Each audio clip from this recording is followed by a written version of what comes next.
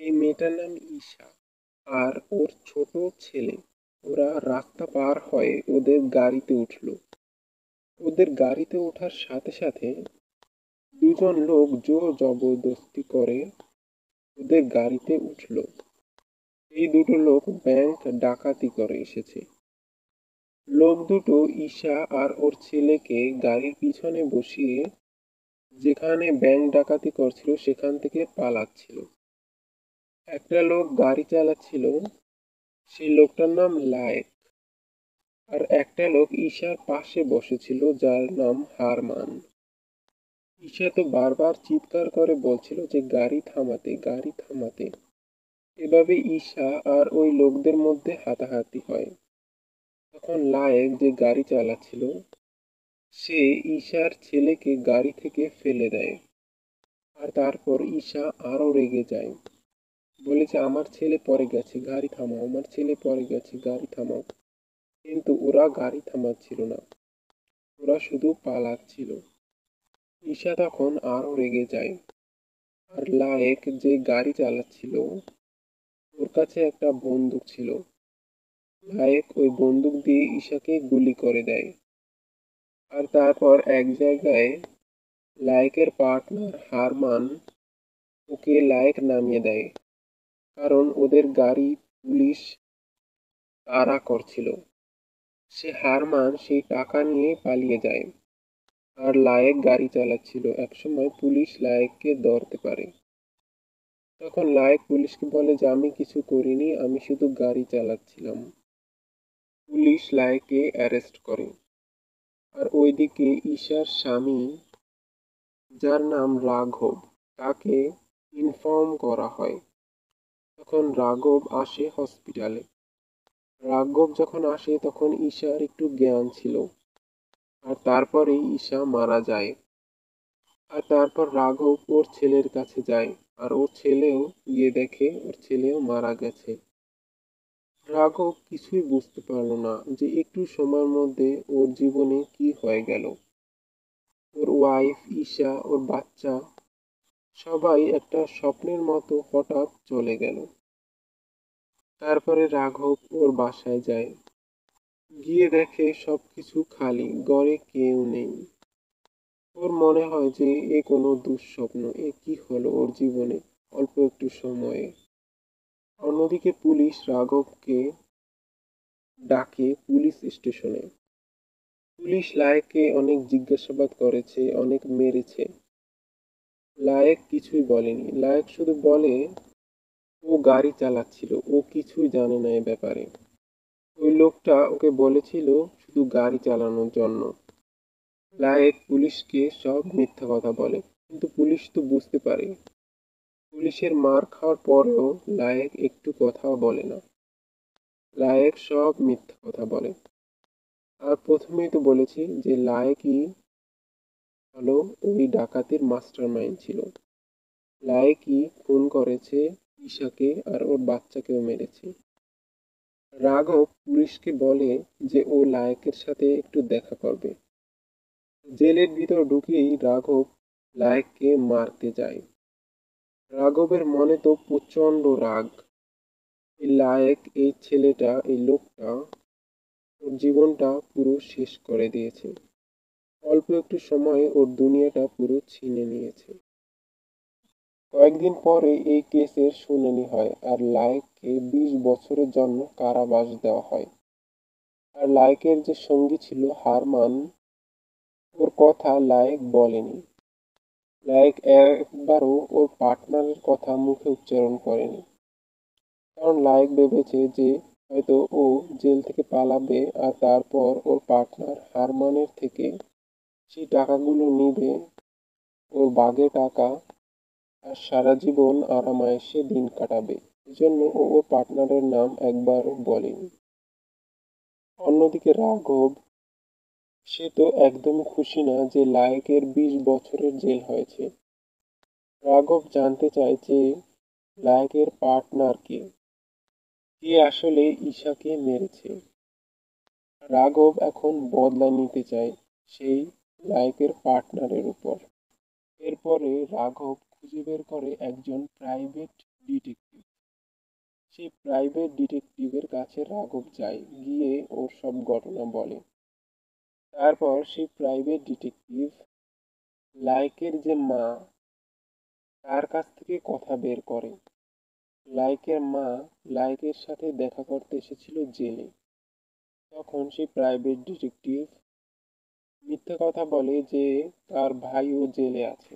আর তারপর লাইকের মার কাছ থেকে কথা বের করে। লাইকের মা বলে, আমার ছেলেকে একটা মেয়ে আর ওর বাচ্চাকে খুন করার দায়ে 20 বছরের জেল দেওয়া হয়েছে। তখন আরো বলে, ওর ছেলে লায়েক, সে একজন প্রস্টিটিউট, একজন বেশ্যাকে ভালোবাসে আর সে বেশ্যাকে বিয়ে করতে চায়। তার নাম হলো ঝিলমিল আর আসল নাম হলো শাবনাম। তখন রাঘব সেখানে যায়, গিয়ে সে প্রস্টিটিউটকে টাকা দিয়ে ভাড়া করে। তারপর রাঘব শাবনামকে দড়ি দিয়ে বাঁধে। তারপর রাঘব শাবনামকে ভয় দেখায়, ভয় দেখিয়ে লায়কের কাছে যেতে বলে। আর এটা এটা জানতে বলে যে লায়কের পার্টনার কে। তারপর শাবনাম লায়কের কাছে যায় জেলে দেখা করতে, কিন্তু লায়েক শাবনামকে ওর পার্টনারের কথা বলে না। শাবনাম তারপর রাঘবের কাছে যায়, গিয়ে বলে ও আমাকে ওর পার্টনারের কথা বলেনি। রাঘব বলে যে তুমি আমার কথা ওকে বলেছো। শাবনাম বলে না, আমি এটা কেন বলবো। অথচ শাবনাম রায়কে সব বলে দিয়েছে রাঘবের ব্যাপারে, যে রাঘবই ওকে এখানে পাঠিয়েছে জেলে লায়কের পার্টনারের নাম বের করার জন্য। আর অন্যদিকে জেলে লায়েক অনেকবার পালানোর চেষ্টা করে, কিন্তু একবারও সফল হয়নি। একবারও ও জেল থেকে পালাতে পারেনি। এভাবে 15 বছর কেটে যায়। এই 15 বছর রাঘব লায়েকের সে পার্টনার তাকে খুঁজেছে, কিন্তু রাঘব খুঁজে বের করতে পারেনি সেই পার্টনার। আর লায়েকও একবারও ওর সেই পার্টনারের নাম উচ্চারণ করেনি।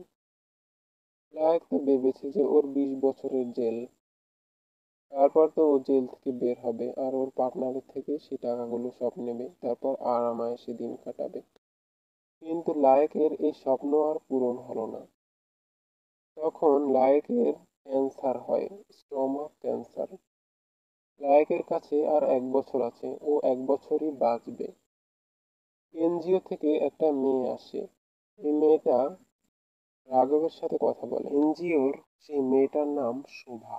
শোভা রাঘবের কাছে যায়, গিয়ে বলে, আমি একটা এনজিও চালাই যা জেলে অসুস্থ থাকা মানুষদের সাহায্য করে। লায়েক, ওর স্টমাক ক্যান্সার হয়েছে, ওর কাছে আর 1 বছর আছে, ও 1 বছর বাঁচবে। এখন আপনি যদি লায়েককে মাফ করে দেন আর ওর সাজা তুলে নেন, তাহলে ও জেল থেকে বের হতে পারবে আর ওর ট্রিটমেন্ট হবে, আর ও তারপর 1 বছর শান্তিতে বাঁচতে পারবে। রাঘব বলে, আপনার স্বামী আছে? শোভা বলে, না, আমার স্বামী নেই, আমার স্বামীর সাথে আমার ডিভোর্স হয়েছে, আমার একটা মেয়ে আছে। রাঘব বলে, কেউ যদি আপনার মেয়েকে রাস্তা থেকে উঠিয়ে তারপর মেরে তাকে ফেলে দেয়, তখনও কি যে আপনার মেয়েকে মেরেছে 15 বছর জেল খাটার পরে আপনি তাকে মাফ করে দিতে পারবেন, সেই লোকটিকে যে আপনার মেয়েকে মেরেছে? শোভা বলে, আমি জানি না আমি মাফ করতে পারবো কিনা, কিন্তু আমি এটা জানি যে জেলে থাকার পরে মানুষ বদলে যায়, আর লায়কও বদলে গেছে। রাঘব তখন ওকে সরাসরি শোভাকে বলে যে আপনি এখন যেতে পারেন, আর তখন শোভা বেরিয়ে যায়। আর অন্যদিকে লায়কের মা, সে যখন জানতে পারে যে লায়কের ক্যান্সার হয়েছে, তখন সে রাঘবের কাছে আসে। রাঘবকে বলে যে আমি আপনাকে বলবো যে লায়কের সে পার্টনার কে, আর এর বদলে আপনি লায়ককে মাফ করে দিবেন আর লায়কের সাজা তুলে নেবেন। তারপর লায়কের মা রাঘবকে লায়কের সে পার্টনারের নাম বলে দেয়। কয়েকদিন আগে লায়েক ওর মাকে জেল থেকে ফোন করে ওর পার্টনারের নাম ওর মাকে বলে দিয়েছিল। রাঘব 15 বছর পর সে লায়কের পার্টনারের নাম জানতে পেরেছে। রাঘবের মাথা থেকে এখনো ওর রাগ, ওর প্রতিশোধ নেওয়া সেটা এখনো যায়নি। ও এখনো প্রতিশোধ নেওয়ার জন্য পরিকল্পনা করছে। তারপর রাঘব সেই লাইকের পার্টনার হারমানকে খুঁজে বের করে। হারমান এখন একটা বড় রেস্টুরেন্ট দিয়েছে। রাঘব হারমানের উপর নজর রাখে। একদিন হারমানের ওয়াইফ, ওর নাম কাঞ্চন, সেই কাঞ্চন একদিন বিয়ে বাড়ি থেকে ফিরছিল ওর গাড়ি করে। তখন রাঘব ওর গাড়ির টায়ার পাঞ্চার করে দেয় যাতে ওর সাথে কথা বলতে পারে, হারমানের ওয়াইফের সাথে। তখন রাঘব হারমানের ওয়াইফকে বলে যে আপনার সাহায্য লাগবে, আপনি আমার গাড়ি নিতে পারেন। কিন্তু কাঞ্চন, হারমানের ওয়াইফ, রাঘবকে মানা করে, বলল যে আমার সাহায্য প্রয়োজন নেই, আমার স্বামী এখনই আমাকে নিতে আসবে। রাঘব তখন বলে আপনি কি খবরের কাগজ পড়েন? এই জায়গাটা ঠিক নয়, এই জায়গাটা বিপজ্জনক, এই জায়গাটায় আরো কয়েকদিন আগে অনেক দুর্ঘটনা হয়েছে, একটা মার্ডারও হয়েছে আর চুরি ছিনতাই তো হয়েছেই।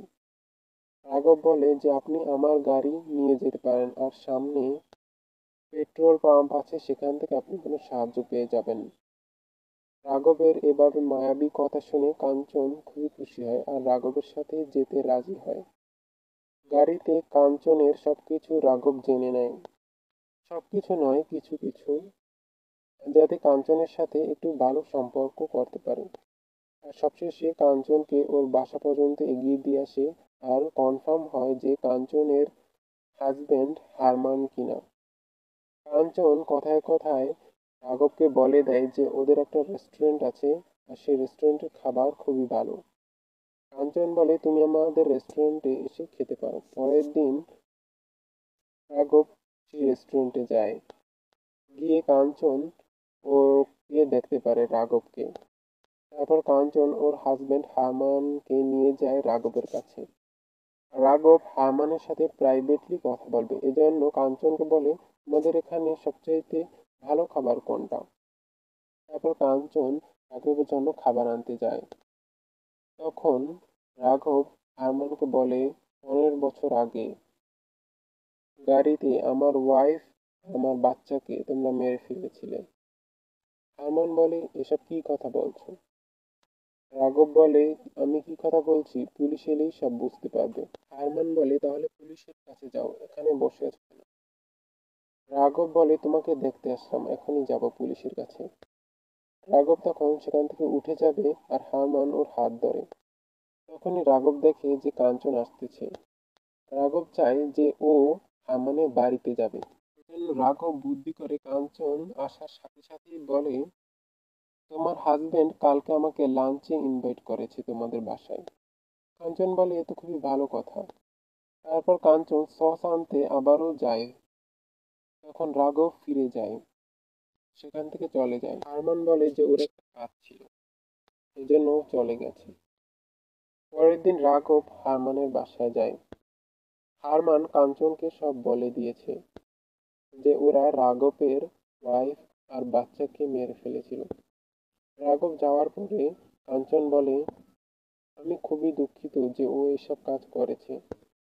তুমি বিশ্বাস করো ও তোমার ওয়াইফকে মারেনি, ওটা করতে পারে না। রাঘব বলে যে লায়কও এটাই বলে যে ও আমার ওয়াইফকে মারেনি। হারমান বলে তোমার কি লাগবে রাঘব বলো।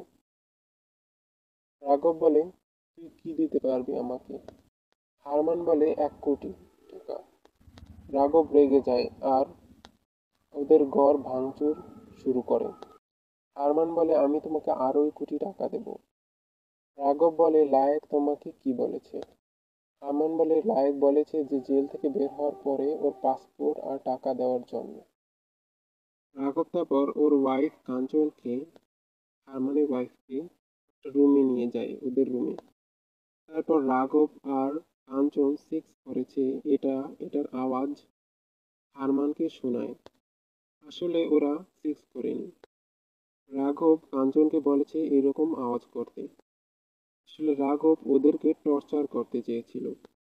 অন্যদিকে রাঘবকে যেহেতু লাইকের পার্টনারের নাম বলে দিয়েছে লাইকের মা, সেজন্য রাঘব লাইককে মাফ করে দিয়েছে আর ওর সাজা জন্য কমে গেছে আর জেল থেকে লাইককে ছেড়ে দিয়েছে।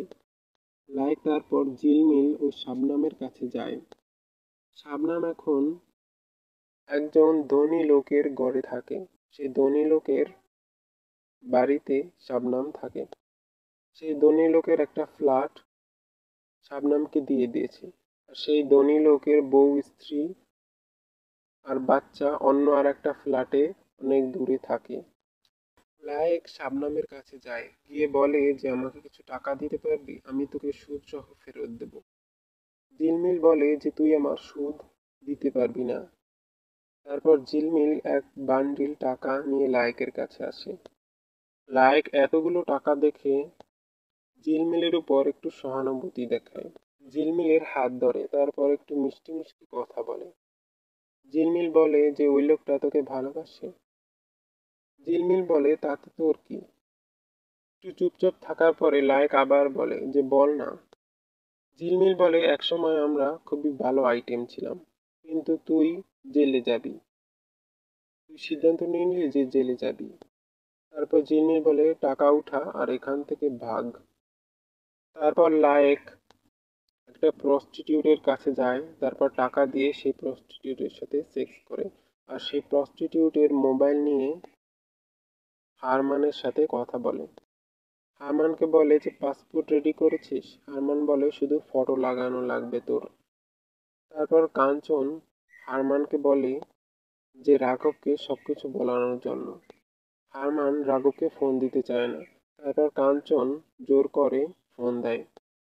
তারপর কাঞ্চন হারমানকে বলে রাঘবের সাথে কথা বলতে। হারমান রাঘবের সাথে কথা বলে। হারমান রাঘবকে সব বলে দেয়। তারপর রাঘব কাঞ্চনের বাসায় যায়। এখন হারমান বাসায় ছিল না। রাঘব কাঞ্চনকে একটা জামা দেয় আর গোসল করে আসতে বলে। রাঘব এবার সত্যি সত্যি কাঞ্চনের সাথে সেক্স করবে। কাঞ্চন বাথরুমে যায়, গিয়ে হারমানকে ফোন করে আর বলে যে রাঘব এসেছে। কাঞ্চন যখন গোসল করে সে ড্রেস পরে বাথরুম থেকে বের হয়, তখন কাঞ্চন দেখতে পারে ওর পুরো ঘরে পলিথিন ছড়া, পলিথিন দিয়ে ঢাকা পুরো ঘর। আর তখন হঠাৎ রাঘব হাতুড়ি দিয়ে কাঞ্চনের মাথায় মারে আর কাঞ্চনের মাথা থেকে রক্ত বের হয়ে যায়। আর তখন সাথে সাথে হারমান এসে যায়। হারমান দেখতে পারে যে কাঞ্চনের এখনো জ্ঞান আছে। হারমান বলে যে কাঞ্চনকে হসপিটালে নিয়ে যাব। রাঘব বলে আমার ওয়াইফও হসপিটালে নিয়ে গেছিল, কিন্তু ওকে বাঁচাতে পারিনি। তখন রাঘব রাগ হয়ে হারমানকে সে হাতুড়ি দিয়ে মারে, পুরো মেরে ফেলে। তারপরে সেই দিন যাতে পুলিশ যখন তদন্ত করবে, তখন রাঘব যাতে একটা অজুহাত দিতে পারে যে ও ওই দিন অন্য জায়গায় ছিল, এজন্য ও শোবার কাছে যায় সেই দিন। তারপর শোবার সাথে ইন্টিমেট হয়, শোবার সাথে শারীরিক সম্পর্ক করে। তারপরে কাঞ্চন আর হারমানের বাসায় যায়, গিয়ে ওদের লাশ পলিথিনে ভরে। তারপর এক জায়গায় গিয়ে সেই পলিথিন মধ্যে সেই লাশ মাটিতে পুঁতে ফেলে। তারপর পুলিশ হারমান আর কাঞ্চনের খোঁজ শুরু করে। পুলিশ ভেবেছে যে এর পিছনে হয়তো লায়েকের হাত আছে। লায়েকের মনে মনে সন্দেহ হচ্ছিল যে কেউ হয়তো ওর পার্টনারের কথা রাঘব বা পুলিশকে বলে দিয়েছে। আর লায়েক শুধু ওর পার্টনারের কথা একজনকেই বলেছিল, সেটা হলো ওর মা। তারপর লায়েক ওর মার কাছে যায়, গিয়ে জানতে চায় যে ওর মা কাকে বলেছে ওর পার্টনারের কথা। ওর মা প্রথমে বলে ও কাউকে বলেনি। তারপর লায়েক রাগ হয়ে যায়। তারপর লায়েকের মা বলে যে সে রাঘবকে বলেছে আর এই জন্যই ও জেল থেকে বের হতে পেরেছে। লায়েক সব বুঝতে পারে যে হারমানের গায়েব হওয়ার পিছনে রাঘবেরই হাত আছে। লায়েক তারপর রাঘবের বাড়ি যায়, গিয়ে ওর ঘর সব ভাঙচুর করে। রাঘব যখন ঘরে ফেরে তখন লায়েক রাঘবের উপর অ্যাটাক করে। অনেক ধস্তাধস্তি পরে লায়েক রাঘবের সাথে পারে না। রাঘব লায়েককে মেরে অজ্ঞান করে দেয়, তারপর পানি ছিটিয়ে ওকে জ্ঞান ফেরায়। তারপর রাঘব লায়েককে সবকিছু বলে দেয় যে আমি তোর পার্টনার আর তোর পার্টনারের ওয়াইফকে মেরে ফেলেছি। কিভাবে মেরেছি জানো? ওদের পুরো ঘরে আমি পলিথিন দিয়ে দিয়েছি। তারপর যখন ওর ওয়াইফ বাথরুম থেকে গোসল করে বের হয়েছে তখন আমি ওর মাথায় হাতুড়ি দিয়ে আঘাত করি আর ওকে মেরে ফেলি। তারপর যখন হারমান আসে তখন ওকে হাতুড়ি দিয়ে আঘাত করি।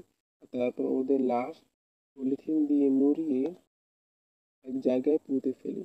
সেই জায়গার নাম লায়েককে বলে দেয়। লায়েক বলে তুই সত্যি সত্যি ওদের মেরে ফেলেছিস? রাঘব বলে হ্যাঁ। রাঘব ওদের অ্যাড্রেসও দিয়ে দেয় যেখানে ওদের লাশ পুঁতে ফেলেছে।